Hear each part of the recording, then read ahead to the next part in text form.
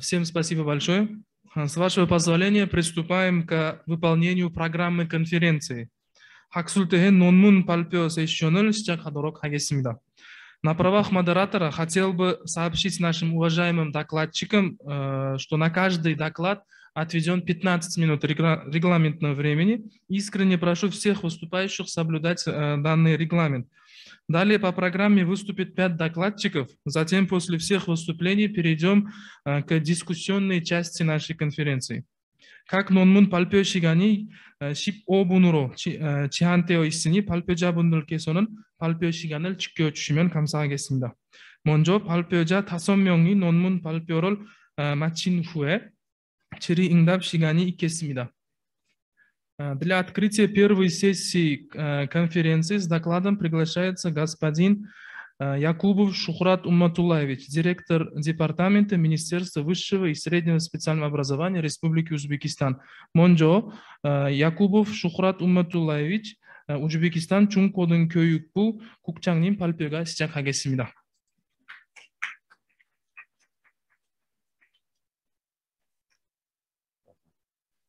Avvalambor assalomu alaykum hurmatli anjuman ishtirokchilari. Men birinchi navbatda shu anjuman ishtirokchilarini O'zbekiston Respublikasi Oliy va o'rta maxsus ta'lim vazirligi rahbariyati nomidan qutlayman va anjuman ishiga muvaffaqiyat tilayman. Va o'z navbatda mazkur anjumanni yuqori saviyada tashkil etgan mana rektorimiz Gulchehra Shavkatovaga, Koreya fondi raisi janob Jon Kun janoblariga o'zimni minnatdorchiligimni bildirib o'taman. Mana ma'ruzam Koreya Respublikasi bilan oliy ta'lim sohasidagi hamkorlik masalasiga bag'ishlanadi. 2022-yil bizning mamlakatlarimiz o'rtasidagi diplomatik aloqalarni yo'lga qo'yilganligini 30 yilligi hisoblanadi.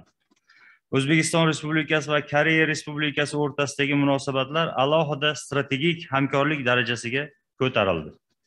Buning yaqqol misoli sifatida hozirda mamlakatlarimiz o'rtasidagi chambarchas savdo-iqtisodiy aloqalar nisbatan qulay sharoitlarda amalga oshirilayotganligini ham ko'rsatib o'tishimiz mumkin. Ayniqsa, axborot texnologiyalari, raqamli tibbiyot, ta'lim va madaniyat sohalaridagi hamkorliklarni alohida e'tirof etish mumkin. Hozirda O'zbekistonda Koreya universitetlarining 5 ta filiallari faoliyat olib bormoqda. 2014-yilda Toshkent shahrida Inha universiteti tashkil etildi. Keyinchalik esa 2018-yil avgust oyida O'zbekistondagi dastlabki xususiy oliygoh sifatida Toshkent shahridagi Yoju universiteti o'z faoliyatini boshladi. Toshkent shahridagi Puchon universiteti, Farg'ona O'zbek-Koreys xalqaro universiteti, Adjuning Toshkent shahridagi filiali turli xil yo'nalishlarda hozirgi kunda yetuk malakali kadrlarni tayyorlab bormoqda. Pandemiya sharoitiga qaramasdan, Koreya universitetlari bilan hamkorlikda ta'lim dasturlari ham amalga oshirilishi ta'minlanmoqda. 2019-2020-yillarda 5 ta oliy ta'lim muassasalari o'rtasida bakalavr, magistr talabalari almashuv dasturlari bajarildi. Xususan, Samarqand davlat universiteti va Sunchonyan universiteti o'rtasida 2+2 qo'sh diplom yo'nalishida maktabgacha ta'lim yo'nalishida bakalavrlar tayyorlash yo'lga qo'yildi. Samarqand davlat chet tillari instituti va Sunchonyan universiteti o'rtasida filologiya va tillarni o'qitish, koreys tili 2+2 qo'sh diplom yo'nalishida bakalavr tayyorlash yo'lga qo'yildi. Toshkent davlat sharqshunoslik va Kyongyon hamda Seongmun universitetlari o'rtasida 2+2 dasturlari ham yo'lga qo'yildi. Andijon davlat meditsina instituti hamda Tegu universitetlari o'rtasida ham 2+2 yo'nalishida avtomobilsozlik va traktorsozlik hamda tibbiyot va biotexnologik mashinalar hamda qurilmalar mutaxassisligida magistratura dasturi ham yo'lga qo'yildi. Shuningdek, Kamoliddin Behzod nomidagi Milliy rassomchilik va dizayn instituti hamda Janubiy Koreyaning Kimyong universiteti o'rtasida kiyimlar dizayni yo'nalishi bo'yicha bakalavriat 2+2 ta'lim yo'nalishi joriy qilindi.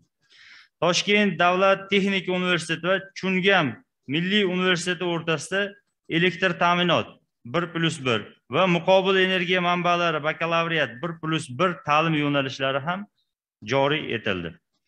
2017-yilda Toshkent to'qimachilik va yengil sanoat instituti hududida Koreya tomonidan 15 million AQSh dollari qiymatidagi o'quv amaliy texnopark qurilishi boshlandi. Hozirgi kunda bu bo'yicha juda jadal ishlar olib borilyapti. Universitet jamoasi, talabalar bu ishlardan juda ham mamnun. Respublika oliy ta'lim muassasalarida fakultativ xorijiy til sifatida koreys tilini o'qitilishi yo'lga qo'yildi. Yana bu alohida e'tibor qaratilishi kerak bo'lgan masala. Bugungi kunda O'zbekiston oliy ta'lim muassasalarida 3000 nafardan ortiq talabalar koreys tilini o'rganishmoqda. Toshkent davlat sharqshunoslik universiteti nafaqat O'zbekistonda, balki O'rta Osiyo mintaqasida bakalavriat, magistratura hamda doktoranturada koreyashunoslik oliy malakali kadrlar tayyorlovchi yagona oliy ta'lim muassasasi hisoblanadi. Shuningdek, O'zbekiston davlat jahon tillari universitetida 1995-yildan boshlab koreys tili o'qitilishi yo'lga qo'yildi. Toshkent davlat pedagogika universitetida koreys tili va adabiyoti yo'nalishida ham ta'lim jarayonlari amalga oshirilmoqda. Samarqand davlat universitetida 2001-yildan boshlab filologiya va tillarni o'qitish, koreys tili ta'lim yo'nalishi alohida tashkil etilgan. Yuqorida qayd etilganlar bilan birga Qoraqalpoq davlat universiteti, Urganch davlat universiteti, Jahon iqtisodiyot va diplomatiya universitetida ham koreys tili ikkinchi til sifatida hozirgi kunda talabalarga o'qitib borilmoqda. Andijon davlat universiteti, Samarqand davlat universiteti, Qarshi davlat universiteti hamda Namangan davlat universitetlarida fakultativ xorijiy til sifatida koreys tilining o'qitilishi ham yo'lga qo'yilgan. O'z navbatda Koreya Respublikasining Pusan, Hankuk va Tegu universitetlarida ham o'zbek tili alohida fan sifatida o'qitilyapti. Mana o'sha yaqinda prezidentimiz Koreyaga tashrif buyurganlarida u yerdagi talabalarni, koreys millatiga mansub talabalarni o'zbek tilida ravon, chiroyli gapirayotganini eshitib, butun xalqimiz xursand bo'lishdi.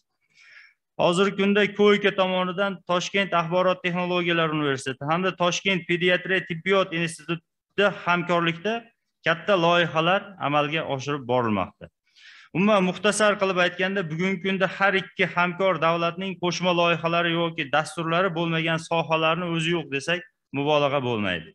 Muhtaram prezidentimizning Koreya Respublikasiga tashriflaridan so'ng esa qo'shma tashabbuslarning salmoqli ro'yxati O'zbekiston-Koreya munosabatlarini tubdan yangi bosqichga olib chiqadigan yangi rejalar bilan to'ldirildi. Bu o'rinda umumiy maqsadimiz yo'lda mutaxassislar tayyorlaydigan oliy ta'lim muassasalari umuman tizimni rolini alohida ta'kidlash joiz deb hisoblayman. Bugungi anjuman qatnashchilarining ishlariga rivoj va hamkorlikdagi faoliyatlariga omad tilayman hamda shu bilan so'zimni yakunlayman. E'tiborli uchun rahmat.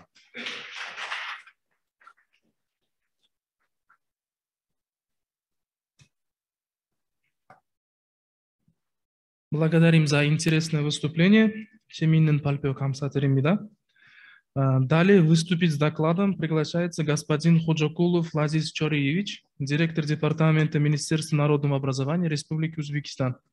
ИОСО Узбекистан Көйүкбу Ходжакулов Лазиз Чориевич Кукчаними Пальпиога кесимида.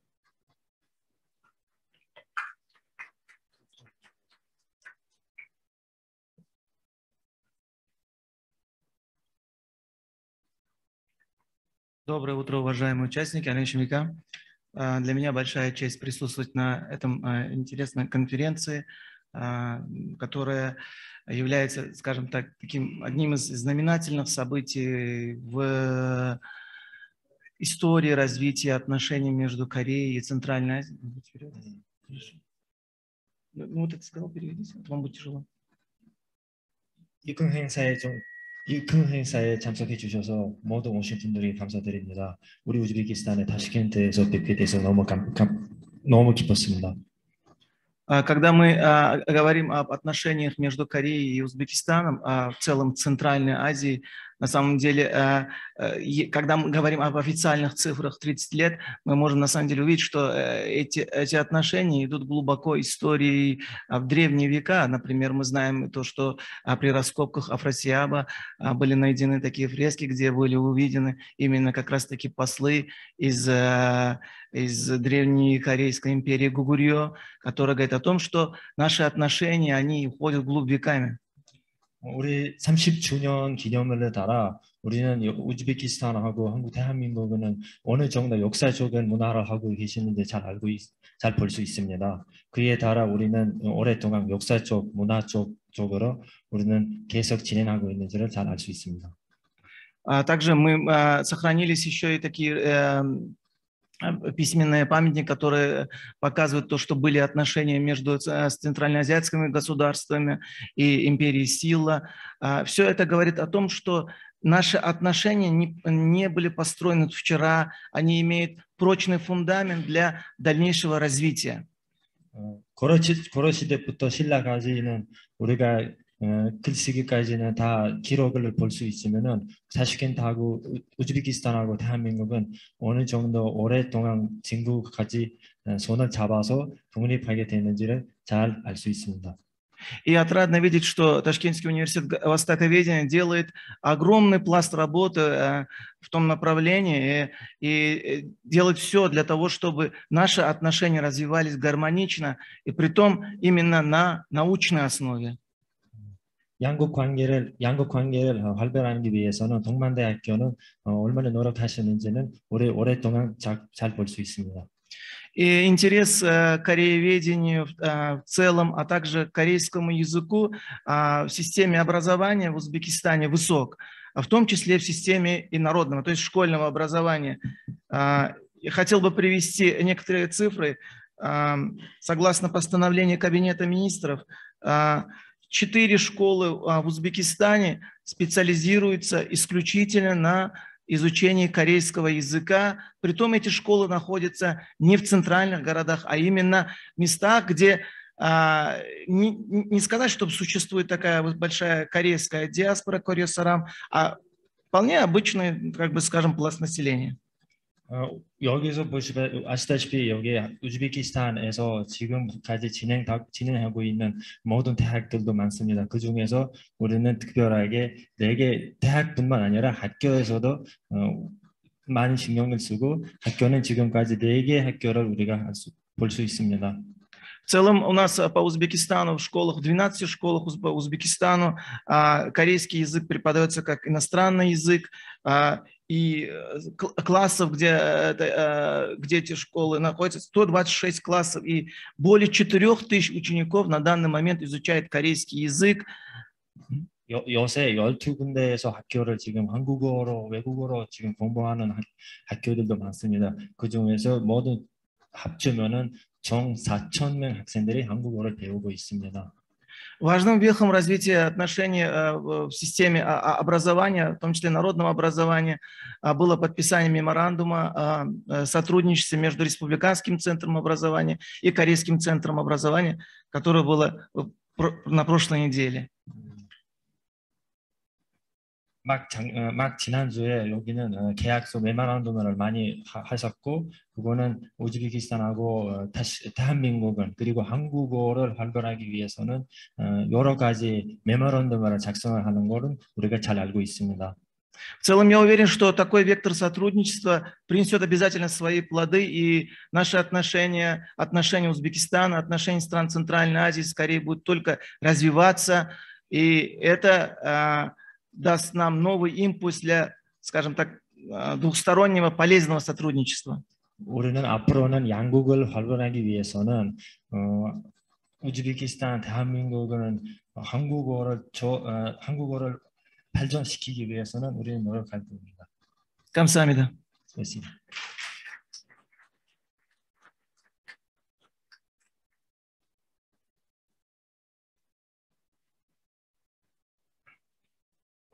Спасибо большое, 감사합니다. Далее с докладом выступит председатель правления KTB Банк Узбекистан господин Ким Хың상. 이어서 우즈베키스탄 산업은행 김흥상 은행장님이 발표가 있겠습니다.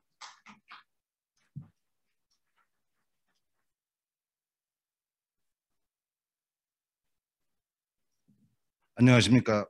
사실 그 키노트 스피치 그 의뢰를 받고선 학술적인 얘기는 제가 잘 모르겠고 그래서 어떤 얘기를 할까 생각하는데 이 컨퍼런스의 주제가 굉장히 좋은 것 같아요. 한국학 교육과 문화 통합의 새로운 지평.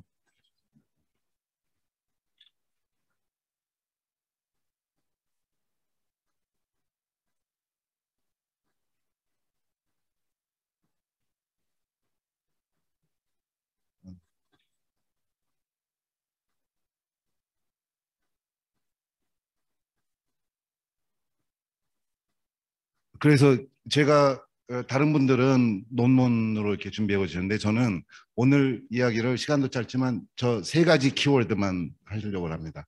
한국학이 왜 중요한지 여러분들 다 한국학 전공자시지만 이제 저는 산업 현장하고 금융 현장에 있는 사람이니까 현장에서 본 사람을 생각으로 한국학이 왜 중요한지를 같이 한번 이야기해보고 거기에 또 교육이 왜 중요한지 여러분 다 교육자시니까 잘 아시겠지만 역시 산업 현장에서 느낀 바.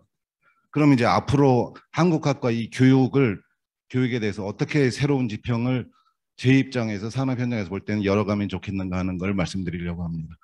뭐 여기 저 학자님들 많이 계신데 저기 써 있는 저 산수는 저기 경제학의 생산 함수입니다.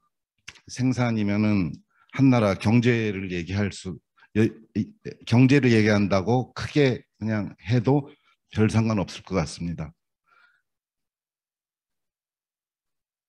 그래서 순서는 한국학이 왜 중요한지하고 교육하고 이렇게 새로운 지평에 대해서 말씀드리도록 하겠습니다. 누구나 한국 40년 전하고 우즈벡이 비슷하다고 누구나 얘기합니다. 그래서 산업시장이 실제 보면 정말 비슷합니다. 한국은 1980년대가 한국 전쟁 끝난 지 28년 후고 이제 우즈베키스탄은 독립한 지 약 30년 됐습니다. 밑에 쭉 보시면 그 당시 인구, 문맹률, 1인당 GDP, 올림픽 메달 딴 것까지 비슷합니다. 그래서 얼마나 비슷한 그 얘기는 뭐냐면 이렇게 지금 이거는 인구하고 국토 면적인데요. 오히려 우즈베키스탄은 국토 면적이 훨씬 넓어서 우리보다 유리합니다. 그러면 이제 우리가 생각할 때는 한국이 모델이 될 수 있다면은 우즈베키스탄도 잘 발전할 수 있겠구나라는 생각이 듭니다. 이게 한국의 GDP가 아주 기하급수적으로 늘어났습니다. 1980년도부터.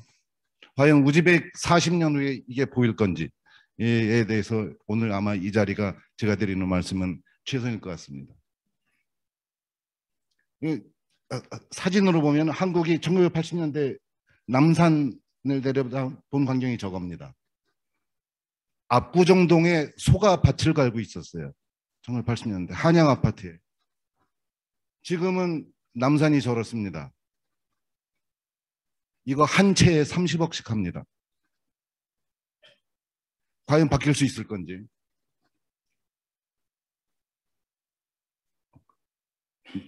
남대문이고 저런 버스 타고 다녔습니다.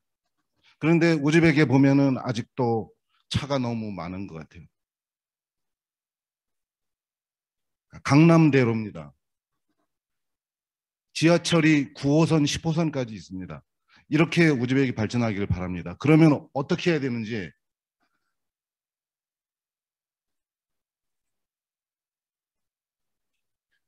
제가 몸담고 있는 은행 산업만 보겠습니다.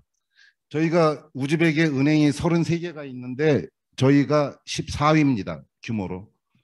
그런데 한국을 보면은 은행이 19개인데 우즈벡 은행 저 33개 자산을 다 합쳐도 경남은행 정도만 합니다.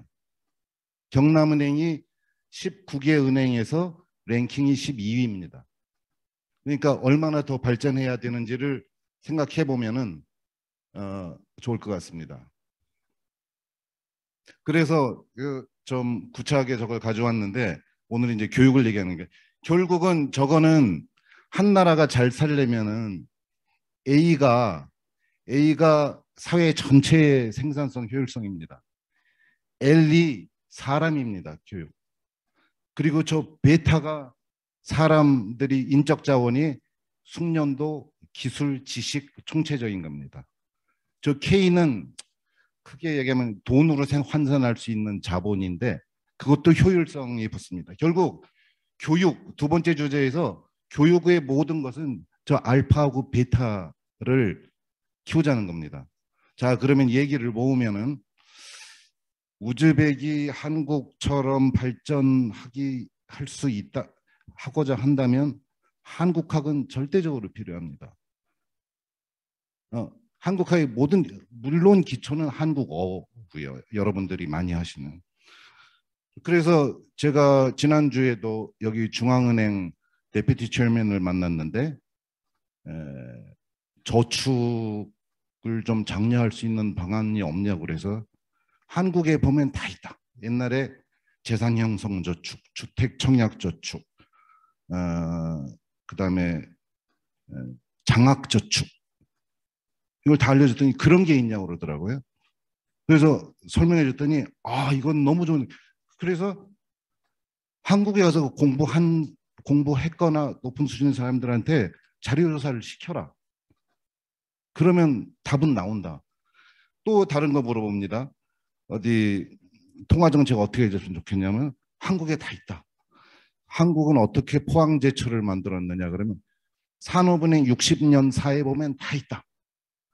이게 이제 결국 새로운 지평의 알파와 베타를 늘리는 한국학의 새로운 지평이 되어야 하지 않나가 오늘 제가 이제 드린 말씀인데, 현재는 저 그래프는 저희 직원이 잘못 넣은 것 같아요. 죄송합니다. 현재 한국의 학사 이상 그 학위 취득률이 70%를 넘습니다. 근데 앞 슬라이드도 보셨지만 우즈벡이 지금 한 17%쯤 됩니다. 그리고 한국의 80년대가 17%였어요. 그러니까 빨리 교육이 늘어나야 되고, 또 기술 교육. 다행스럽게도 이게 국제 기능 대회입니다. 여러분들 다 아시겠지만 72년도부터 우리나라 한국의 모든 대통령은 기능올림픽에서 메달을 따오면 카프레이드하고 청와대로 불러서 밥을 사줬습니다. 그런데 다행스럽게도 우즈벡도 작년부터 기능올림픽 대회에 참가를 하더라고요. 그런데 이제 결국은 이제 아까 고등교육부 차관님도 말씀하셨지만 대학 교육이 더 진학률이 높고 질과 수준이 높아져야 되고, 또 기능교육은 기능교육대로 또 장려돼서 해야 되는데 그 모든 것이 다 한국에 있습니다. 사실은 한국엔 기술 축적도가 굉장히 높습니다.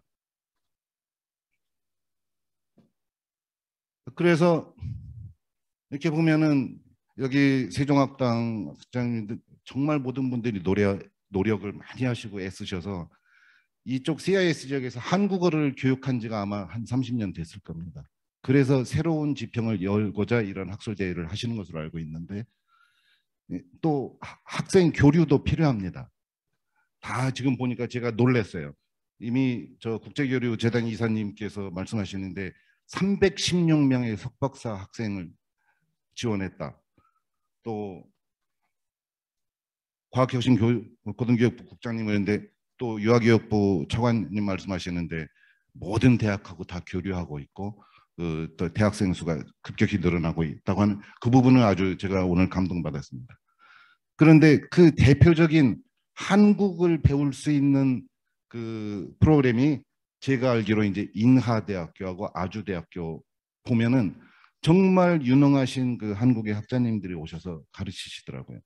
그러니까 그 부분은 아마 이 나라가 40년 후의 발전에 굉장한 도움이 될 거라고 저는 확신합니다. 그런 부분의 협력이 새로운 지평에서 더욱더 확대되기를 바랍니다. 그래서 이제 다시 돌아오면은 저 베타하고 알파를 키워야 만약에 우즈벡이 40년 후에 지금의 한국이 발전할 수 있다면 그 부분은 절대 과제라는 것을 다시 한번 말씀드리고, 이제 제가 산업 현장에서 느낀 부분을 하나 더 하겠습니다. 제가 사실은 코로나 때문에 잘 못하긴 했는데 제가 국내 한국에 있을 때 산업은행의 연구소장을 했었습니다. 그래서 그때 아주 좋은 그 책들이 많이 있어서 여기서 개인적으로 회사적으로 번역 사업을 한번 해보려고 했어요. 이제 두 가지 정도의 책인데 정책에 관한 거, 금융에 관한 건데 그거를 어디에 어떻게 의뢰해야 되는지를 잘 모르겠더라고요. 제 생각엔 개인적으로 한국에 좋은 자료들이 굉장히 많은데 한국 사람이 러시아어나 우즈베거를 배워가지고 이 번역하기는 참 어렵습니다. 그리고 한국에 제가 알기로 대외경제정책연구원에도 우즈벡을 전담하는 사람은 없어요. CIS 제가 그때까지만 해도 러시아 하신 분이 2차 자료 가지고 연구하시는 분들 연구원이 정말 많은데 그거는 어려우니까 만약에 우즈벡에서 의지와 열정만 있다면은 우즈벡에서 한국어를 우즈베거하고 러시아어로 번역을 하는 것이 새로운 지평을 여는데 첫 단추가 되고 그렇기 때문에 한국어 교육 6급 정도 이상의 인력을 충분히 확보해야 할 것 같습니다. 근데 아주 좋은 거는 예전에 한국이 발전할 때는 미국도 잘 안 가르쳐주고 일본도 잘 안 가르쳐줬어요. 그런데 혹시 이건 제 우려사항입니다. 한국어 교육받은 사람들이 관광 안내원으로 만족하고 있지 않은지 더 높은 수준의 지식을 축적해야 되는데 그런데 우즈벡 정부가 요 왼쪽 아래 보시면은 의지만 보인다면 제 생각엔 한국 정부는 호스트 컨트리로 얼마든지 지원 아까 코이카 뭐 다 말씀하셨죠. 얼마든지 한국 국제교류재단도 얼마든지 지원할 준비가 되어 있다고 생각합니다. 더더욱 좋은 거는 이쪽 오른쪽에 Enhanced University Level Education in 우즈베키스탄은 여기 아까 차관님이 말씀하신 대로 이미 협력이 이루어지고 있어서 잘 될 거고 더욱더 좋은 건 이 맨 밑입니다. 80년대부터 한국의 경제 개발을 모든 것을 이끌고 경험했던 분들이 지금 은퇴 연령기에 있습니다. 그분들은 베이비붐 세대여서 임원도 많고 그래서 그냥 지식만 있는 게 아니라 모든 경험 아마 앉혀놓고 얘기하면 술술술술 다 나옵니다. 저는 우즈벡 에서 그분들의 모든 것을 전수하는 것이 이 나라 발전의 핵심이라고 감히 말씀드리겠습니다. 한 가지 사족을 단다면 저는 정책하고 산업을 좀 말씀드리고 싶은데 그래서 한국학의 새로운 지평은 30년, 40년 후에 밑에 보시면 KDI, KIF, KIF 저런 연구소가 제가 몇 개만 아는 것만 해서 그렇지 100개도 넘습니다. 한국과 관련해서 이런 연구원들이 좀 생겼으면 좋겠습니다. 그런데 한국과 관련해서 당장 어렵다면 대학에 계신 여러분들이 원래 대학에 이제 가르치는 기능도 있지만 연구 기능도 있으니까 여러분들이 앞장서 주셨으면 합니다. 제 발표는 그렇게 해서 한국학의 중요성하고 교육이 왜 중요한지하고 새로운 지평 어디로 갔으면 제 개인적으로 생각하는지 말씀드렸습니다. 이상입니다. 감사합니다.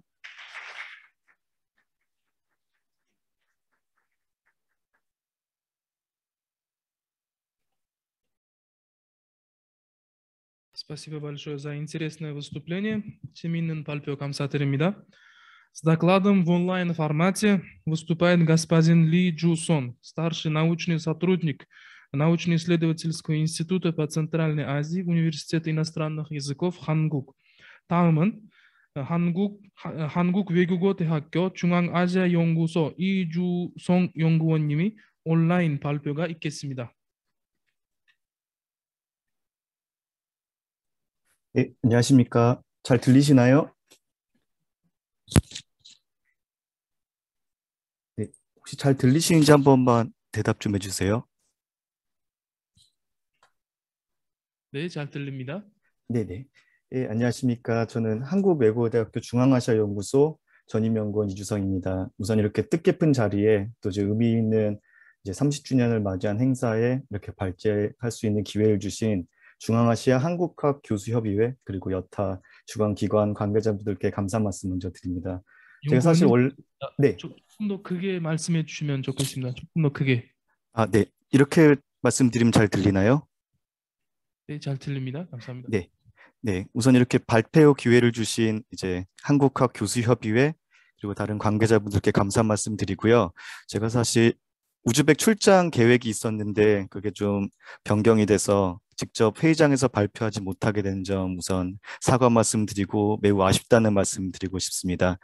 네, 이제 사족은 여기까지만 하고 오늘 제가 이제 드릴 말씀은 이제 한국의 공공외교 전략과 한국학의 미래에 대한 저의 생각을 좀 간단히 나누고 간략한 제언을 좀 드리고자 합니다. 사실 제가 이 학회에 처음 이제 나왔기 때문에 간략하게 제 소개를 좀 드리자면 저는 이제 2013년부터 약 4년간 외교부 국립외교원 외교안보연구소에서 연구원으로 근무를 한 경력이 있고요. 2018년 정치학 박사학위를 취득한 이후에 이제 한국외국어대학교 국제지역대학원에서 중동 정치, 국제관계 그리고 지정학 관련된 수업을 했습니다. 그리고 제가 그 후에 한 2년 동안 이제 터키에서 체류를 하면서 앙카라 대학교 아시아태평양 연구소에서 방문 연구원 그리고 이제 앙카라 하지바이람 대학교라고 예전에 가지 대학교인데 이쪽 국제관계학과에서 또 이제 강의를 하다가 지난 2월에 이제 한국에 귀국하여 이제 한국에 대해서 계속 강의를 하고 있고 이제 중앙아시아 연구소에서 이제 새롭게 합류하여 이제 이쪽 중앙아시아 지역에 대한 연구를 하고 있습니다. 사실 이제 제가 좀 장황하게 제 소개를 드린 이유가 또 이제 사실 다른 데 있는데 제 이력을 쭉 보셨다시피 제가 한국학을 전공한 사람은 아닙니다. 어떻게 보면 이제 국제관계, 국제안보 그리고 지역학을 연구한 사람인데 그렇다고 해서 저는 제가 한국학과 전혀 관련이 없다고 생각은 하지 않습니다. 오히려 우리가 이러한 자리를 통해서 학제 간의 통합을 이뤄내고 어떻게 보면 한국의 외교 전략이 한국학과 함께 연결이 된다면 오히려 저희가 어떻게 보면 좀 더 의미가 있는 새로운 가치 아까 뭐 산업은 회장님께서 말씀하셨던 그 알파와 베타를 또 이루어 나가는데 어떻게 보면 큰 기여를 할 수 있다고 생각을 해서 제가 이렇게 발표를 맡게 됐고요. 이제 그런 맥락에서 현재 이제 중앙아시아 지역에서 여러분들이 하고 있는 한국학 연구가 어떻게 보면 한국을 연구하는 데 있어서 가장 중요한 토대라고 저는 생각을 합니다. 그래서 이제 종합적인 이제 언어 능력, 역사적 맥락, 문화적 맥락을 알아야 사실상 그 이후에 이제 세부 학문으로서 정치나 경제나 그런 학문들이 이루어질 수 있기 때문에 오늘 저는 그런 토대 위에 저희가 어떻게 보면 정치학이라는 새로운 뭐 알파와 베타를 추가하는 부분의 필요성을 좀 강조하고 있습니다.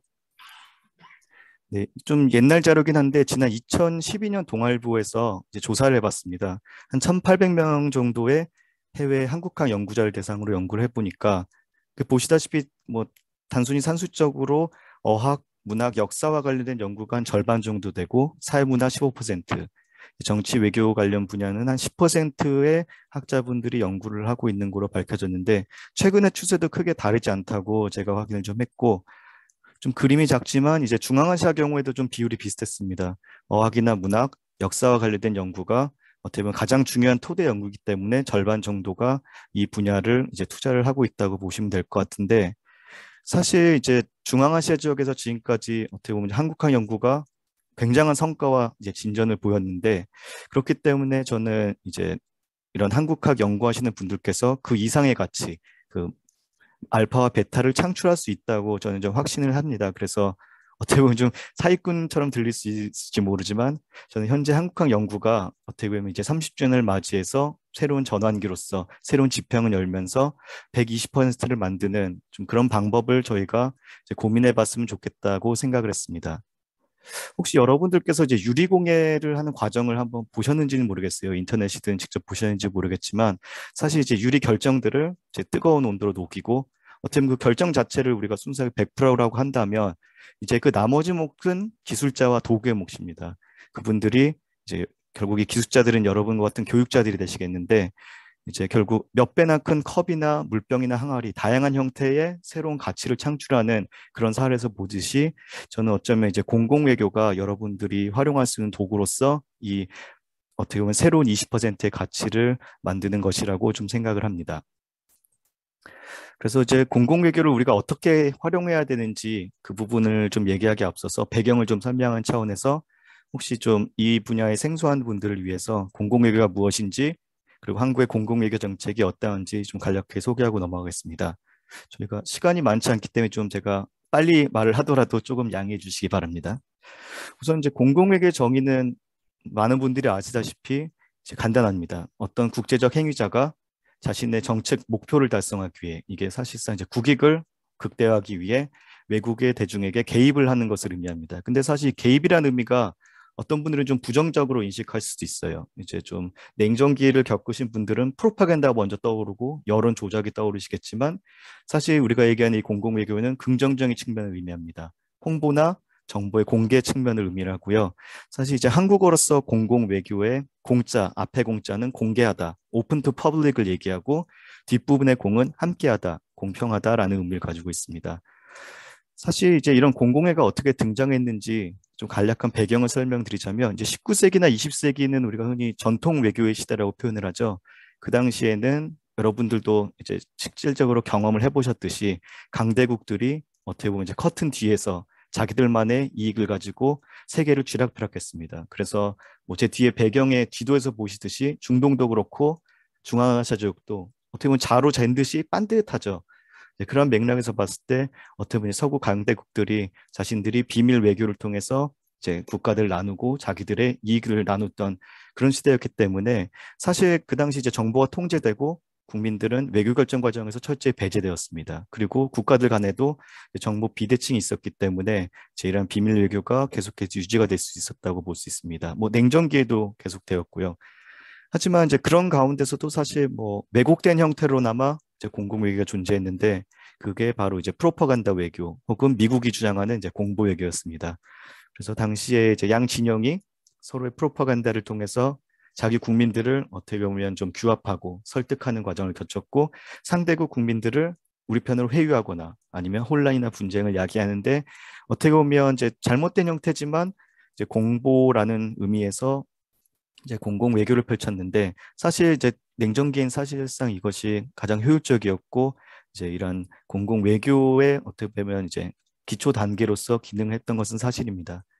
하지만 냉전이 무너지고 이제 20세기 후반이 들어가면서 이제 미국의 공보 활동에도 큰 한계가 이제 봉착을 했죠. 그리고 특히 이제 90년대 초반 걸프 전쟁을 겪으면서 반미 정서가 극대화되면서 결국은 이제 19세기나 20세기 초반처럼 하드 파워 흔히 얘기하는 군사력이나 경제력, 정치력을 가지고는 상대를 합도하기가 어렵다.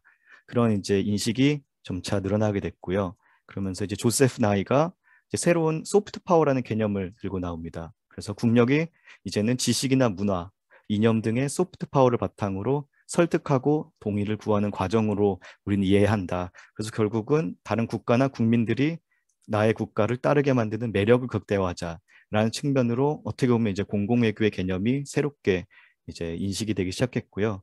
그리고 이제 그런 배경을 통해서 이제 외교라는 것이 더 이상 외교관이나 정치인들만의 영역이 아니라 국민들에게는 외교의 결정을 알리고 설득하고 동의를 구하면서 이제는 함께 서로 공평하게 이야기를 주고받고 나누면서 생각을 공유하는 그런 컨셉으로 좀 바뀌었다고 보시면 될 것 같습니다. 그리고 이제 우리가 살고 있는 이 21세기는 사실 어떻게 보면 더 많은 변화가 있었어요. 여러분이 안다시피 이제 정보통신혁명이 있었고 미디어 환경이 어떻게 보면 이제 획기적으로 변하면서 이제 공공외교의 수단이 우선 다양해졌죠. 뭐 위성 TV나 라디오뿐만이 아니라 이제 스마트폰을 통해서 아니면 인터넷 기반의 SNS나 여러 유튜브 등을 통해서 이제 모든 사람들이 다양한 형태의 공공외교를 접할 수 있게 되었고, 그리고 이제 공공외교가 단순히 국가, 정부가 이제 이끌어 나가는 것이 아니라 정부뿐만 아니라 국민들 그리고 이제 비국가 행위자들까지도 어떻게 보면 이제 공공외교의 주체가 되었다고 볼 수 있습니다. 어떻게 보면 그래서 그런 맥락에서 봤을 때 여기 오늘 참석하신 이제 정부 관계자분들 또 뭐 KF 분들뿐만 아니라 여기 계신 학계 관계자분들, 선생님들 그리고 심지어 학생들까지도 이제는 모두 공공외교의 주체라는 이제 그러한 인식을 가질 수 있도록 어떻게 보면 공공외교가 이제 바뀌었다고 이해하시면 될 것 같고요. 그래서 이제 한국을 좀 간단하게 살펴보면 2010년에 한국 공공외교 포럼이 출범했습니다. 그 이후로 본격적으로 이제 공공외교를 시작하면서 공공외교소 대사가 임명이 됐고요. 그리고 공공외교 역량 강화 사업 예산이 이제 배정이 되면서 지금과 같은 공공외교 기틀이 세워지게 되었다고 보시면 될 것 같습니다. 그리고 2016년 공공외교법, 그리고 2017년 이제 공공외교 5개년 기본 계획이 수립되면서 어떻게 보면 이제 한국도 공공외교가 제도화되고 이제는 이런 계획을 통해서 한국이 21세기 공공외교 전략과 중점 목표를 이제 구체적으로 만드는 이제 계기가 되었다고 볼 수 있습니다. 그래서 이제 여기서 이제 핵심적으로 드리고 싶은 말씀은 이러한 이제 한국의 공공외교가 이제 계획을 통해 수립됐는데 크게 이제 세 가지 축으로 이제 구성이 됩니다. 첫 번째가 지식 공공외교. 여기 계신 한국학을 전공하는 분들이 지금까지 노력해 오시고 성과를 이뤄냈던 한국에 대해 올바로 알리기, 한국어 보급, 한국학 진흥 같은 부분들이 어떻게 보면 가장 중요한 첫 번째 축이라고 볼 수 있고, 두 번째가 이제 문화 공공외교로서 지식 공공외교가 밀접 연관되어 있습니다. 그래서 해외 공관들, 한국학을 연구하는 여러 선생님들, 그리고 여러 가지 기관들이 한국의 다양한 매력을 확산시키고 어떻게 보면 좀 소통을 강화하는 그런 부분이고, 마지막이 이제 제가 오늘 이따가 말씀드리고 싶은 정책 공공외교 부분인데, 이 부분은 이제 뭐 사실 의미를 따지자면 한국의 핵심 외교 목표를 달성하기 위해서 이제 외국의 이제 학계나 아니면은 언론계나 여러 싱크탱크, 의회 등의 한국에 대한 이해를 높여주고 공감대를 늘리는 그런 활동들을 이제 의미합니다. 그래서 보시는 것처럼 이제 이 표에서 보시듯이 여러 가지 뭐 행사나 여러 가지 프로젝트들이 지금까지 성공적으로 진행이 되고 있고, 여기 중앙아시아 국가들에서도 제외 공간들, 그리고 뭐 문화원이 카자흐에도 문화원이 있고 러시아에도 있는데, 이러한 기관들, 그리고 지금 어떻게 보면 여러분들 한국학을 이제 증진시키는 여러분들을 통해서 이러한 모든 활동들이 이루어지고 있다고 보시면 될 것 같습니다.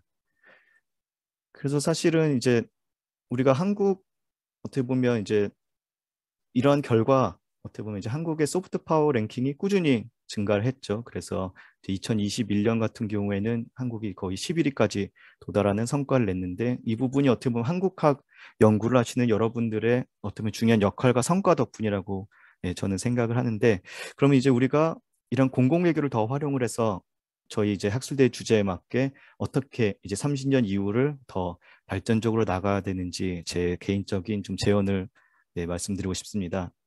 우선 중앙아시아 지역도 어떻게 보면 한국 공공외교에 있어서 가장 중요한 중점 지역이라고 볼 수 있습니다. 특히 좀 특이한 점은 공공외교란 개념이 뭐 제대로 정립되기 이전인 훨씬 전인 30년 전부터 여기 계신 학자분들을 중심으로 어떻게 보면 한국이 널리 알려지고 관심이 높아지면서 한국의 매력이 확산되는, 어떻게 보면 한국의 소프트 파워가 가장 또 강력하게 증가하고 있는 그런 지역으로 이제 중앙아시아 지역이 변모를 했는데, 그 결과 현재 이제 중앙아시아 5개국에 총 52개에 달하는 교육기관, 센터들이 생겼습니다. 그래서 이런 기관들을 중심으로, 선생님들을 중심으로 어떻게 보면 이제 지식 공공외교, 문화 공공외교가 적극적으로 수행이 되고 있는데, 그 결과를 보면 정말 놀라운 게 이제 뭐 미국, 중국, 일본, 뭐 러시아 같은 경우 규모가 크기 때문에 좀 빼고 얘기를 하자면 카자흐이나 키르기스탄, 우즈베키스탄 같은 경우는 어떻게 보면 이제 국가 규모는 작지만 세계 20위권 안에 어떻게 보면 이제 유럽 국가들의 이상으로 한국에 대한 연구가 활발하게 이루어지고 있습니다. 보시면은 뭐 18개 대학, 16개, 14개 대학교에서 한국을 연구하는 어떻게 보면 놀라운 관심과 또 놀라운 성과들을 이뤄냈다고 볼 수 있는데, 근데 이제 뭐 보시면 또 이제 대학교에서도 박사 과정까지 이제 4개 학교에서 대표적으로 이제 뽑아봤는데, 이제 박사과정까지 어떻게 보면 이제 개설이 됐다는 부분은 이런 한국학의 연구 자체가 어느 정도 궤도에 들어갔다. 이제 전문가를 양성하고 오히려 이제 학문을 주도할 수 있는 이제 그런 시기가 됐다고 저는 생각하는데, 그래도 아직까지도 이제 어학, 문학, 역사 부분에 대한 과목들이 많은 것으로 발견했습니다. 제가 이제 학교 홈페이지 들어가서 뭐 실라버스들을 봤을 때도 대다수가 그런 내용들을 담고 있는데, 사실 뭐 보시는 것처럼 제가 써놓은 이제 2번, 3번, 4번 이 대학들에서는 이제 정치 경제 관련된 강좌들이 서서히 열리고 있고 어떻게 보면 좀 많은 인기를 끌 거라 생각하는데, 이제 이런 학교에서 우리가 생각했을 때 박사원 과정까지 이제 개설이 돼 있고 더 많은 학생들을 유치하려면 어떻게 보면 이제 정치 경제 외교와 관련된 그런 과목들이 좀 늘어나면 좋지 않을까라는 좀 생각을 해봤습니다. 그리고 이제 뭐 제 개인적인 경험을 뭐 터키 사례에서도 말씀을 드리자면, 제가 터키에서 수업할 때도 어떻게 보면 수업 자체가 한국학 교육은 아니었는데 오히려 정치 강의를 했었지만 한국어학과 학생들이나 아니면 한국 역사를 배웠던 학생들이 점차 이제 한국의 정치나 경제에 관심을 가지면서 이제 새로운 내용들을 배우고 싶다라면서 찾아왔던 분들이 많이 있습니다. 그래서 어떻게 보면 지금 개설되어 있는 한국학과나 한국어과를 중심으로 이러한 세부 분야에 대해서도 좀 더 이제 투자를 한다면 좀 더 새로운 가치들이 창출되지 않을까 생각을 하고요. 사실 제가 수업을 했었던 한국에서 이제 국제지역대학원에서 이제 중동 학생들을 가르쳤지만 그 학생들도 비슷한 생각들을 가지고 있었습니다. UAE나 사우디, 뭐 예멘 학생들이 사실 자기 나라에는 이제 석사 박사 과정이 제대로 열리지 않기 때문에 이제 한국의 정치나 한국의 경제에 관련된 내용을 들으러 한국까지 유학으로 오는 상황들이 발생했는데 사실 이제 그러한 부분들 어떻게 보면 중앙아시아 지역도 비슷한 상황으로 나아가고 있는 상황인데 그런 부분들을 오히려 이제 중앙아시아 내에 한국학이 이만큼 발전했고 이런 성과를 낼 수 있기 때문에 그 부분들을 주도적으로 해내간다면 오히려 이제 뭐 우즈벡이든 카자흐이든 키르기스탄이든 모든 이제 중앙아시아에 공부하는 한국을 공부하는 학생들에게 더 많은 편의와 더 많은 기회가 제공이 될 수 있다고 생각합니다. 그래서 뭐 이렇게 장황하게 좀 배경을 설명드렸지만 여러분들께서 그런 역량과 성과를 충분히 내셨기 때문에 제가 그 120%를 과감하게 좀 사기꾼처럼 말씀을 드렸고 그래서 이제 제가 뭐 마지막으로 드리고 싶은 제언의 키워드는 더 넓게 더 깊이입니다. 그리고 이제 여러분들이 이제 정책 공공외교를 활용한다면 이 부분이 어느 정도 커버가 될 수 있다고 저는 이제 생각을 하는데 사실 이제 더 깊이 관련된 부분에서는 사실 언어와 문화, 역사와 관련된 연구는 제가 개인적으로 당연히 동의하지만 꾸준히 지속돼야 되고 더 이제 깊이를 더해야 합니다. 왜냐하면 이러한 언어 같은 경우 뭐 우리가 흔히 얘기할 때 지역학이든 한국학에 있어서 언어가 시작점이라고 하지만 사실 시작점 이상의 가치를 가집니다. 왜냐하면 언어와 문화, 역사라는 부분은 어떻게 보면 그 학문을 연구하는 데 있어서 가장 토대가 되는 부분이라 그 부분에 대한 이해가 없다면 사실상 그 이상의 공부를 해도 큰 의미가 없습니다. 깊이는 연구가 되지 않기 때문에 그런 부분들은 우리가 더 깊이 연구를 해야 될 것이고 다만 이제 새로운 가치 그 말씀하셨던 알파와 베타를 더하기 위해서는 우리가 정치 외교와 관련된 수업을 늘려주신다면 그런 부분들이 한국학의 발전에 있어서도 유익하고 학생들에게도 어떻게 보면 새로운 기회를 만들어주지 않을까 싶습니다. 사실 이제 우리가 정치 외교 수업이 왜 중요하냐라고 좀 의심을 하시는 분들도 사실 어느 학계나 많이들 있으세요. 왜냐하면 그 부분들은 사실 실용적인 부분이고 다른 부분에서 커버가 되는 부분이다 말씀을 하시는데 사실 중앙아시아 지역에서는 이런 정치 외교 수업이 더더욱 중요하다고 저는 개인적으로 생각합니다. 왜냐하면 중아시아 지역은 전통적으로 역사적으로 지정학적으로 가장 큰 가치를 지니고 있는 지역으로 유명했습니다. 그래서 뭐 자세한 내용들은 여러분들 더 잘 아시기 때문에 뭐 여기서 설명 안 하겠지만 그렇기 때문에 러시아든 영국이든 또 이제 미국이나 터키도 어떻게 보면 전략적으로 즉 적극적으로 진출을 했던 것이죠. 하지만 안타깝게도 그런 모든 부분들이 이제 중앙아시아 국가들 입장에서는 자신들이 객차가 되는 전략적 이제 그런 어떻게 보면 대상이 되는 측면이 많이 있었는데 이제 우리가 체제 전환 이후 이제 30년이 흘렀습니다.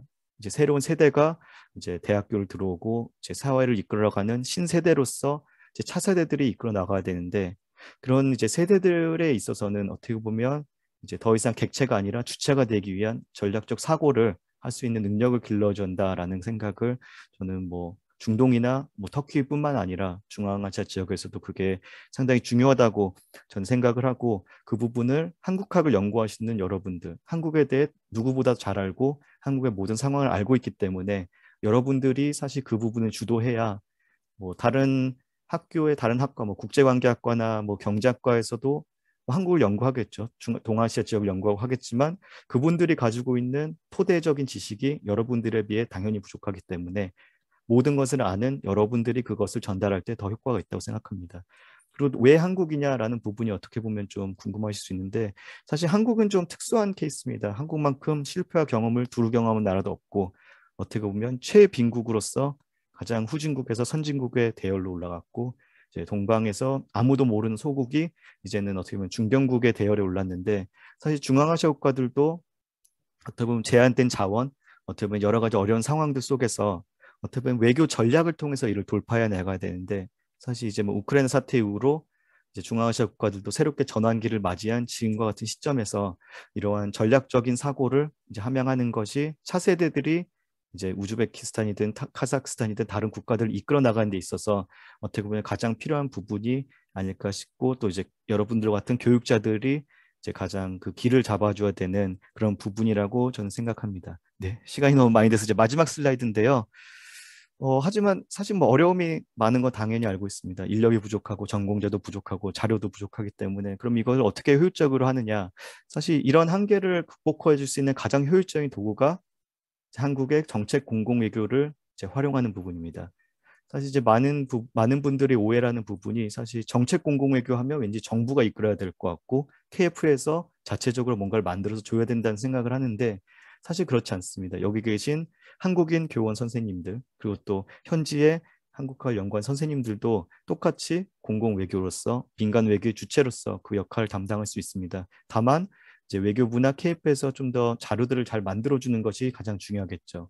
그리고 이미 뭐 그런 자료들이 많이 나와 있습니다. 그래서 선생님들께서 이제 정책 공공외교 자료들, 책자를 좀 활용한다면 어떻게 보면 좀 부족한 그런 소스들을 커버할 수 있고, 이제 제가 근무했던 이제 외교안보연구소 홈페이지만 들어가셔도 사실 이제 동아시아 정세 아니면 국제 정세와 관련된 한국의 입장들, 한국의 전략들이 너무나도 잘 정리가 되어 있습니다. 한국어로도 돼 있고 영어로도 돼 있기 때문에 그런 내용들을 활용할 수 있고, 저희와 같은 이제 연구소들 아니면 학술 대회나 오픈 강연들을 통해서 어떻게 보면은 이제 토대를 어느 정도 완성해 나가는 단계에서 새로운 가치를 여러분들께서 그런 자료를 활용함으로써 새롭게 그 학생들을 이제 어떻게 보면 깨우쳐주고 그 학생들이 나가는 길을 보여준다면, 어떻게 보면 그분들이 이제 외교부나 한국의 국익 입장에서도 지한파가 양성되는 측면이 있지만, 이제 본국의 학생들의 입장에서도 미래를 설계하는 데 있어서 이제 유익할 것이라고 우선 생각을 하고, 이제 마지막으로 이제 터키에서 제 경험을 좀 공유하면서 발표를 마치도록 하겠습니다. 사실 제가 수업 자체는 뭐 국제안보론, 현대 국제관계 이슈나 뭐 세계화와 관련된 내용들을 다루긴 했지만 학생들이 끊임없이 좀 요구를 했습니다. 그리고 학과에서도 학과장님이 요구한 부분이 결국은 그런 부분들도 중요하지만 결국 동아시아의 정세나 아니면 한국의 외교 전략, 한국의 지정학이나 이런 부분에 대해서 강의를 좀 해줄 수 있냐. 그래서 제가 특강도 여러 번 하고 또 강의 내용에서도 한 반 정도는 그런 부분들을 좀 다뤘습니다. 그래서 저도 이제 그런 자료를 준비하면서, 저도 한국 정치를 전공한 사람은 아니기 때문에 이제 한국의 정책 공공외교 자료들을 많이 활용을 했고 그 부분들이 상당히 도움이 됐기 때문에 저도 적극적으로 여기 계신 선생님 분들께 추천을 하는 거고, 그리고 이제 학문 후속 세대들 같은 경우에도 어떻게 보면 이제 한국학 그리고 이제 한국어 교육이라는 부분도 이제 박사를 취득하고 나신 이후에 또 새로운 여러 가지 이제 분야들을 만들어내는 이제 역할을 하셔야 되기 때문에 그분들도 이런 부분을 연구하신다면 어떻게 보면 이제 중앙아시아 한국학 발전에 있어서 큰 도움이 될 거라고 생각합니다. 그리고 또 어떻게 보면 지금 한국학 교수님들이 또 이제 다른 타학과 이제 한국학 연구가 없는 이제 대학들에도 이제 국제관계학과나 국제정치 아니면 뭐 국제경제학과에서 한국과 관련된 케이스를 좀 다루긴 하잖아요. 그래서 그분들께도 정보를 공유하고 어떻게 보면 같이 협력해서 연구를 한다면 이제 한국학이 단순히 이제 토대를 완성하고 토대를 강화하는 측면뿐 아니라 새로운 가치를 만드는 그런 부분이 될 수 있도록 이끌어 나갈 수 있다고 저는 생각합니다. 그리고 특히 이제 이런 한국학 교수협의회 같은 이런 네트워크가 있기 때문에 이제 개별 교수님들이 이걸 각자 하시기는 어렵더라도 서로 힘을 합쳐서 교재를 만든다던가 서로 아이디어를 모은다면, 또 학술대회를 통해서 그 부분들이 이루어 나간다면 사실상 지금까지 30년 동안 누적되어 온 한국학의 성과가 더욱더 성대한 성과와 더욱더 효율성을 가질 것이라고 저는 믿어 의심치 않습니다. 네, 그럼 여기서 발표를 마치도록 하겠습니다. 네, 감사합니다.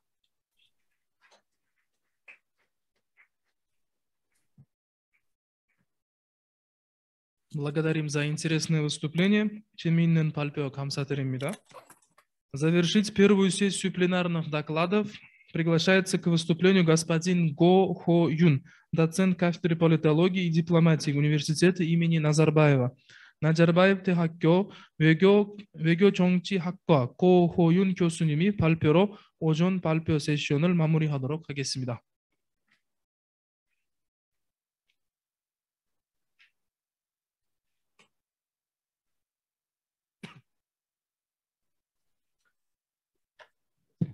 네, 안녕하세요. 반갑습니다. 저는 카자흐스탄 나자르바예프 대학에서 정치학을 가르치고 있는 고호윤이라고 하고요. 제가 오늘 발표할 내용은 사실 앞부분이랑 좀 많이 겹치긴 하는데 중앙아시아에 국한된 이야기는 아니고요. 한국 뭐 공공외교 소프트웨어 이런 얘기를 많이 하시는데 이게 과연 뭔가 예, 제가 하는 연구 스타일이 주로 이제 데이터를 이용해서 연구를 하는 거기 때문에 정말 그럼 데이터로 우리가 소프트 파워에 변화가 있는 거를 측정할 수 있는가 이런 거를 오늘 좀 이야기를 하고 그 중에서 이제 해외 한국학 프로그램이 실제 한국 소프트 파워에 기여를 하는가를 경험적으로 분석하는 그런 논문을 좀 발표를 하도록 하겠습니다. 뭐 간단하게 연구 목적을 설명드리고 그 다음에 이제 공공외교에 대해서 아주 빨리 넘어가도록 하겠습니다. 이미 뭐 앞부분 발표가 있었기 때문에 그 다음에 이제 교육 프로그램이 이제 왜 공공외교에 관심거리가 되는지에 대해서 조금 설명을 드린 다음에 실제 데이터 가지고서 어떻게 제가 이제 연구 가설을 증명했는지 설명을 드리도록 하겠습니다. 일단 이 연구의 목적 자체는 사실 이제 한국이 2010년부터 공공외교를 해야 된다 해서 사실 다른 나라들보다는 조금 늦게 출발한 케이스입니다. 중국이나 일본보다 한 10년 정도 뒤졌고요. 뭐 영국, 미국, 프랑스, 독일에 비해서는 몇십 년 뒤처진 상태에서 출발을 했기 때문에 2010년부터 열심히 이제 해서 과연 그럼 그 성과가 어떻게 됐는지. 근데 이제 조금 엄밀히 따지자면은 중앙아시아 이렇게 대학들이 많이 생기고 한국어 박사과정이 생기고 이게 이제 성과라고 얘기를 하시는데 제가 보는 관점은 이건 성과가 아니라 사실 투자죠. 투자고 과연 이런 대학들이 생기고 한국어 교육이 생기고 나서 그럼 한국의 국익에 어떤 도움이 되는가가 사실은 성과라고 저는 이제 보는 입장이라서 그게 어떤 성과로 이어지는지를 오늘 조금 말씀을 드리려고 합니다. 다시 한번 말씀드리자면 이건 중앙아시아 이야기는 아니고 전체적으로 한국의 이제 공공외교 정책에 대한 평가입니다. 그래서 이제 그거를 하는 데서 몇 가지 문제가 있는데 하나는 이제 소프트 파워 다들 얘기하는데 이게 대체 뭔지 사실은 이제 정치학자들을 굉장히 오래된 개념이긴 한데 이게 측정하기가 굉장히 어렵습니다. 그래서 그 부분을 조금 말씀을 드릴 거고요. 그러면 이제 그거 가지고서 제가 이제 데이터를 어떻게 썼는지 좀 더 설명을 드릴 수 있을 것 같습니다.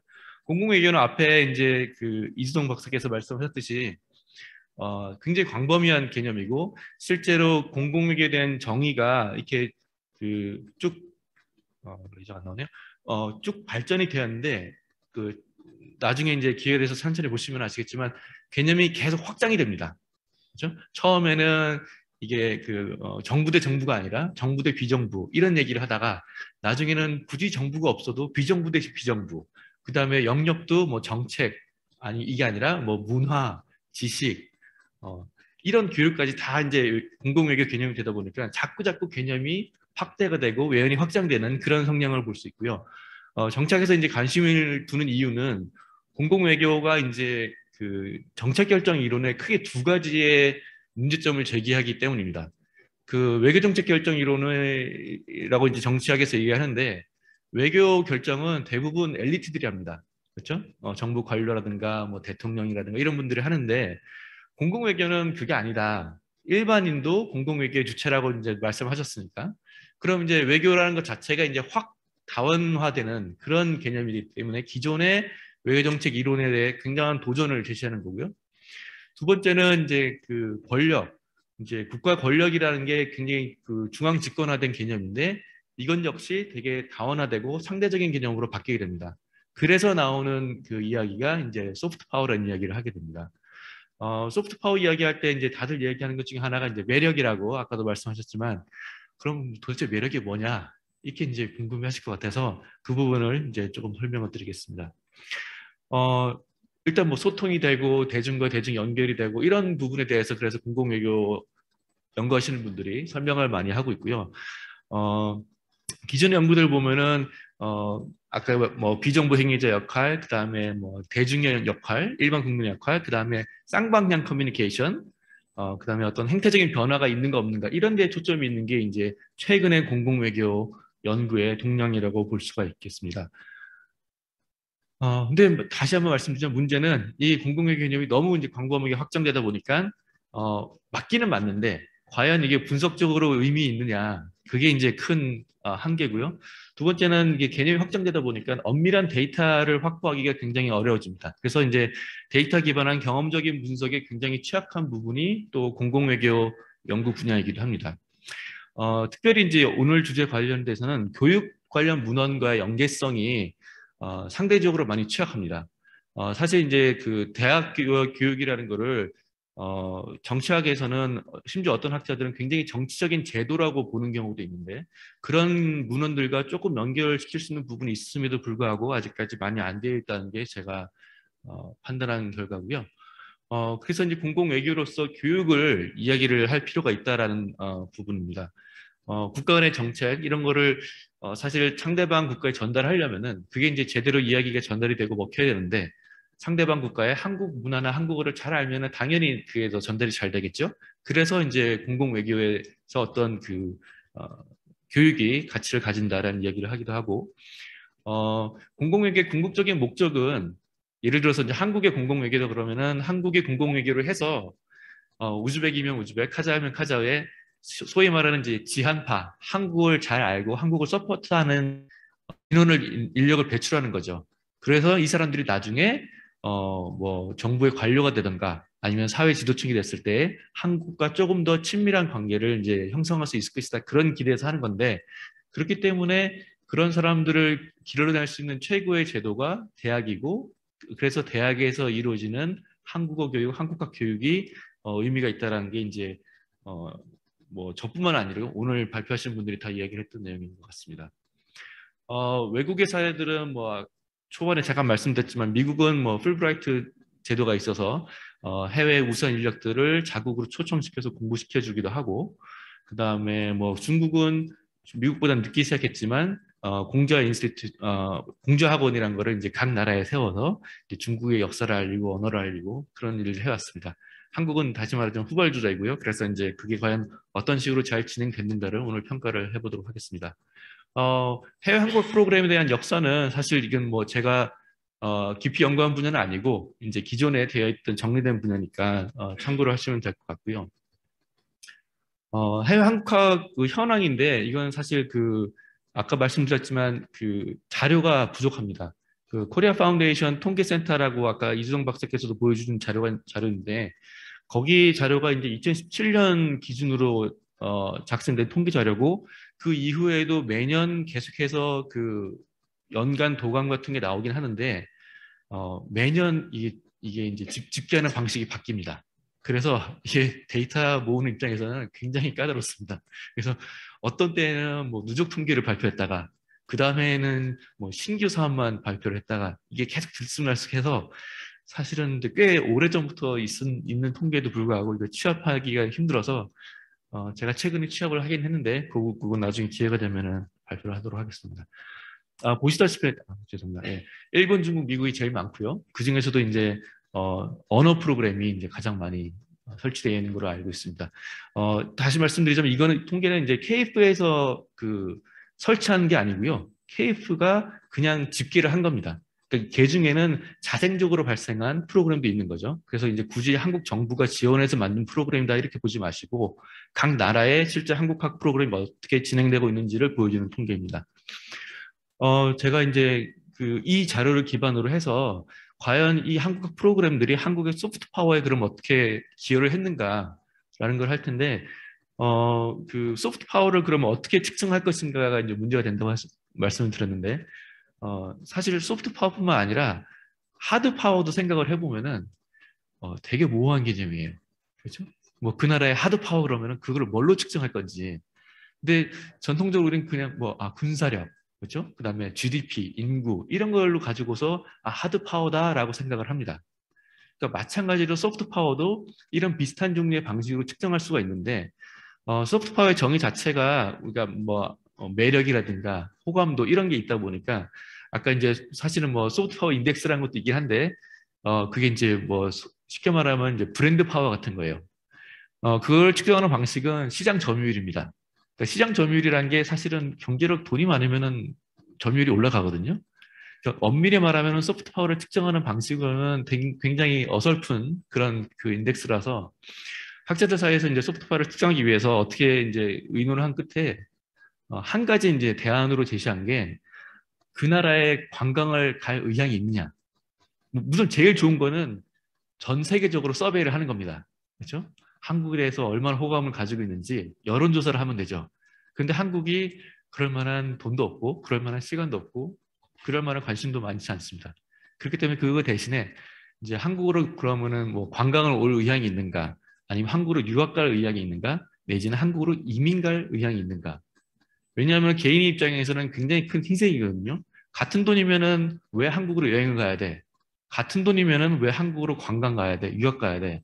근데 이거를 선택하는 과정에 있어서 한국에 대한 매력을 느끼면은 선택할 것이다라고 이제 학자들이 이제 가정을 하는 겁니다. 근데 제가 이제 오늘 사용하는 이제 변수는 그래서 한국으로 관광객 유입, 그다음에 한국으로 유학생 유입, 이 두 가지를 사용해서 측정을 한 건데요. 가설은 이렇습니다. 한국 프로그램이 많이 설치된 나라에는 만약에 이게 정말 한국의 소프트 파워에 영향을 줬다면은 그 나라에서 한국으로 오는 관광객 수가 늘어날 것이고 그 나라에서 한국으로 유학 오는 학생 수가 늘어나야 됩니다. 그렇죠? 조금 더 이제 자세히 들어가 보면은 한국에 이제 학사과정 한국학 프로그램이 있는 학교하고 석박사 과정이 있는 프로그램이랑 좀 다를 거라고 저는 예측을 했습니다. 예를 들면 그 나라에 한국학 석박사 프로그램이 있으면은 굳이 한국으로 석박사 유학을 안 와도 됩니다. 거기서 한국학 석박사를 하면 되니까. 그렇죠? 근데 한국의 한국학 프로그램이 뭐 랭귀지 프로그램이나 학사만 있으면은 한국으로 유학생이 늘어나야 됩니다. 그러니까 이런 약간의 차이가 있을 거라고 예상을 하고 이제 통계 분석을 이제 한 건데요. 통계 분석 자료는 이제 그 관광객과 유학생 통계는 2018년 자료고, 그 다음에 한국학 프로그램이 설치되어 있는 나라별 개수는 2017년 자료입니다. 그러니까 2017년 자료 가지고 2018년을 예측을 하는 거죠. 그렇게 해서 이제 보면은 한 190개 국가 자료를 모았는데, 실제 이제 통계 분석에 사용된 국가 수는 한 160개에서 170개 정도가 됩니다. 이제 그 결과인데요. 일단은 그 결과를 보시면은 한국학 프로그램이 있는 나라에서 관광객과 유학생 숫자가 파지티브 넘버로 늘어난 걸 통계 결과가 나옵니다. 이게 전 세계 국가를 봤을 때요. 그래서 이거 가지고서 일단은 첫 번째 가설은 이제 약간 이제 그 서포트 약간 그러니까 증명이 된 거죠. 그러니까 한국학 프로그램이 있는 나라에서 유학생이나 관광객 숫자가 증가한다는 게 나타나고요. 그럼 이제 한국 프로그램을 이제 유형별로 나눠 보면은 언어 프로그램, 랭귀지 프로그램이 있는 데서는 유학생과 관광객 숫자가 같이 늘어나는데 한국학 센터가 있는 곳 아니면 한국학 학위과정이 있는 곳에서는 약간 좀 다르게 나타납니다. 한국학 센터가 있는 곳에서는 유학생 증가에 별 영향이 없고요. 대신에 이제 한국학 학위과정이 있는 데서는 유학생 증가에 긍정적인 역할을 하는 걸로 나타납니다. 그래서 그 학위과정도 다시 이게 이제 학부과정이냐 석박사과정이냐 나눠보면은 그 학부과정에서는 어디 있죠? 네, 학부과정에서 지금 유학생 증가에 살짝 유의 수준을 못 미치는 통계적 유의 수준을 못 미치는 정도지만 긍정적인 효과가 있고, 대신에 이제 그 석박사 과정은 아무런 영향을 안 미치는 걸로 그렇게 나타나고 있습니다. 이게 이제 유학생 유형을 다시 분류를 한 건데요. 유학생 유형을 크게 두 가지로 나눠서 이제 단기 해외 연수로 한국을 가는 학생이냐, 아니면 한국에 정말 학위 과정으로 이제 들어가는 학생이냐, 이제 그걸 이제 구분해서 보시면은 재밌는 거는 이제 그 한국어 프로그램이 있는 데서 역시 이제 약간 못 미치긴 하는데 그래도 그 양측 검정이나 단측 검정했을 때 유의미한 수준에서 유학생 증가가 나타나는데 그 학위 과정이 아니라 그 다시 단기 연수, 어학연수로 오는 쪽으로 연결이 됩니다. 그렇죠? 그다음에 이제 그 학위 과정이 있는 배첼러 디그리 학부 과정에서는 마찬가지로 다시 학위 과정으로 오는 게 이어지는 게 아니라 단기 연수로 이어집니다. 그러니까 이게 조금 이게 매치가 안 되는 거죠. 학부 과정이 있고 그다음에 랭귀지 과정을 한 다음에는 한국으로 유학 갈 때 석박사를 가는 거로 기대를 했는데 한국으로 유학 가는 거를 따져보니까 사실은 단기 어학연수 가는 사람이 그 늘어나는 걸로 나타난 겁니다. 그렇죠? 뭐 시간 관계상 결론을 이제 말씀드리면은 일단은 한국 학 프로그램이 있는 해외 한국학 프로그램 자체는 한국의 소프트 파워의 증가에 기여를 합니다. 왜냐하면 한국으로의 관광객 유입이나 한국으로 유학생이 증가하기 때문에 그걸 제가 이제 소프트 파워를 특정하는 것이라고 변수로 봤기 때문에 하는데 이제 그 세부적인 내용을 살펴보면은 한국어 프로그램이 그 다음 단계인 한국 학위로 한국을 유학 가는 대로 과연 기여를 하는가 그 부분에 대해서는 사실 그 통계 자료 가지고서는 안 나타나는 걸로 나타나서 조금 자세한 연구가 필요하다라고 이제 그렇게 판단을 내릴 수밖에 없고요. 예, 국내 대학에서 이제 그 학위 받기 위해서 유학하는 학생들에 대한 내용, 그다음에 아까 그 또 말씀드렸지만 그 학위 과정을 하고 나서 다시 한국으로 어학 과정으로 유학 오는 게 이게 이런 현상이 왜 일어나는가를 살펴보기 위해서 조금 더 자세한 내용을 조금 더 연구해 볼 필요가 있다. 이제 그런 결론 정도로 마치도록 하겠습니다. 나중에도 혹시 뭐 질문이 있으시면은 예, 제가 아는 한 최대한 답변을 해주도록 하겠습니다. 그 학위 과정 자체에 조금 더 세밀한 연구가 필요하다는 거, 그 다음에 이제 그 제가 초반에 말씀을 못 드렸는데 그 미국, 중국, 일본에 이제 편제되어 있다는 거, 그게 이제 전반적인 이제 한계고요. 사실 이 통계적 검증 과정에서 이제 제가 일부러 세 나라를 제외를 하고도 해봤습니다. 일본이나 뭐 미국, 중국이 워낙에 많으니까 거기 때문에 이렇게 나온 거 아닐까 해서 그 나라를 제외하고 봐도 사실 결과는 똑같이 나와서 조금 더 기회가 되면 나중에 토론을 해보면 좋을 것 같습니다. 네, 이상입니다. 감사합니다.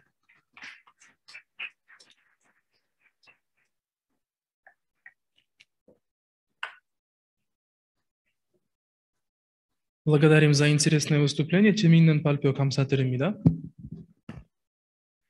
Мы завершаем первую сессию пленарных докладов. Еще раз искренне благодарим всех докладчиков. Исангро Оджон Нонмун Пальпио сессионал Мамури Хамео Модун Пальпио Джадлки Ташиамон